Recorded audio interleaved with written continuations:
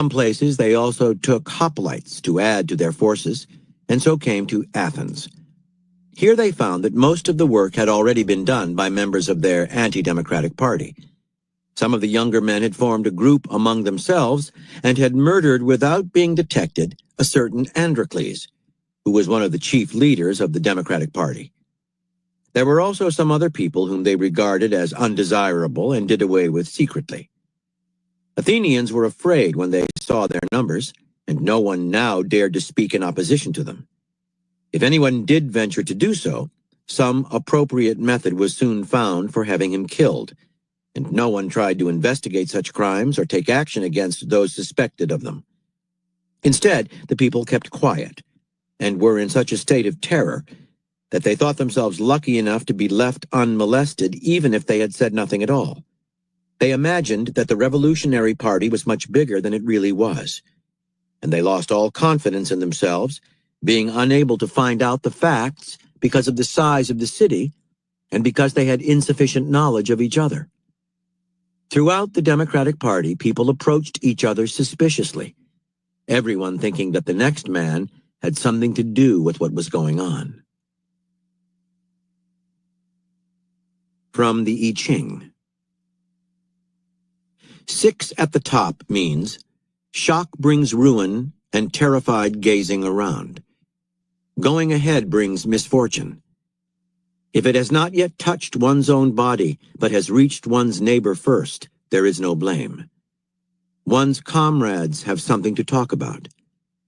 When inner shock is at its height, it robs a man of reflection and clarity of vision. In such a state of shock, it is of course impossible to act with presence of mind. Then the right thing is to keep still until composure and clarity are restored. But this a man can do only when he himself is not yet infected by the agitation, although its disastrous effects are already visible in those around him. If he withdraws from the affair in time, he remains free of mistakes and injury. But his comrades, who no longer heed any warning, will in their excitement certainly be displeased with him. However, he must not take this into account. From The Art of Warfare on Land, by David Chandler. The basis of Mongol warfare was unadulterated terror. Massacre, rapine, and torture were the price of defeat, whether enforced or negotiated. The whole apparatus of terror was remorselessly applied to sap the victim's will to resist, and in practical terms this policy of frightfulness certainly paid short-term dividends. Whole armies were known to dissolve into fear-ridden fragments at the news of the approach of the Tumans. Many enemies were paralyzed before a Mongol army crossed their frontiers.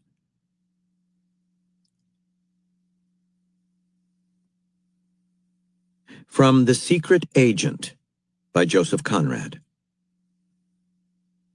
This is what you should try for. An attempt upon a crowned head or on a president is sensational enough in a way, but not so much as it used to be.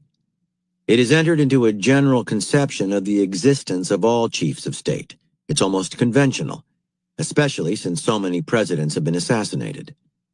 Now let us take an outrage upon, say, a church.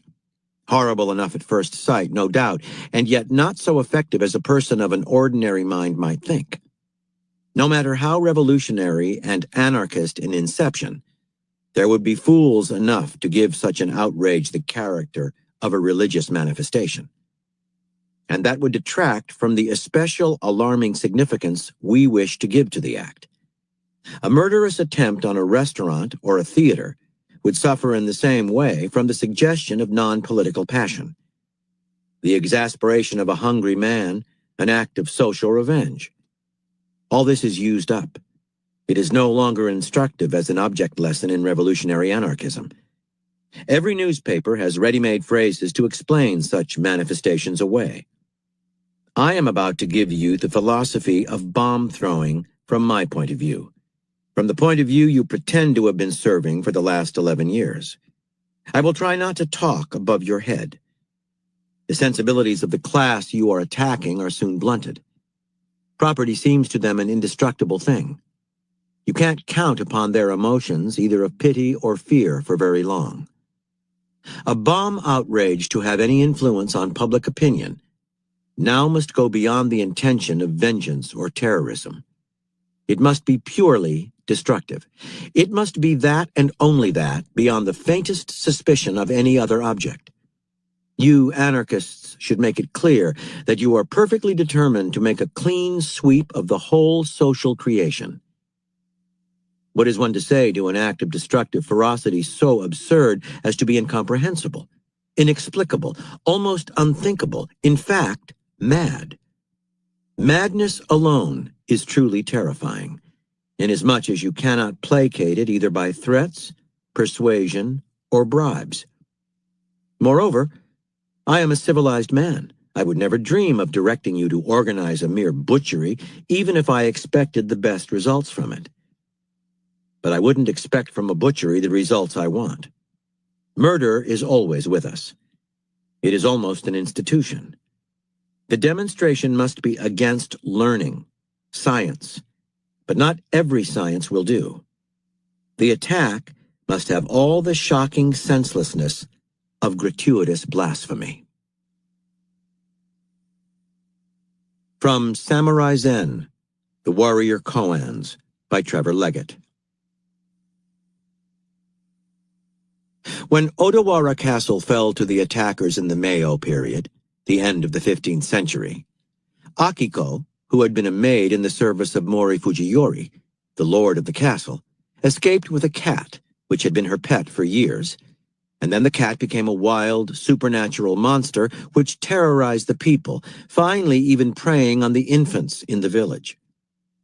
The local officials joined with the people in attempts to catch it, but with its strange powers of appearing and disappearing, the swordsmen and archers could find nothing to attack, and men and women went in dread day and night. Then, in December of the second year of Eisho, 1505, Priest Yakoku went up on the dais at Hokokuji and drew the picture of a cat, which he displayed to the congregation with the words, "As I have drawn it, so I kill it with katsu, that the fears may be removed from the hearts of the people." He gave the shout and tore to pieces the picture of the cat. On that day, a woodcutter in the valley near the Takuma villa heard a terrible screech. He guided a company of archers to the upper part of the valley, where they found the body of the cat monster, as big as a bear cub, dead on a rock. The people agreed that this had been the result of the master's katsu. Tests. 1. How can tearing up a picture with a katsu destroy a living monster? 2. That devil cat is right now rampaging among the people, bewitching and killing them. Kill it quickly with a katsu. Show the proof.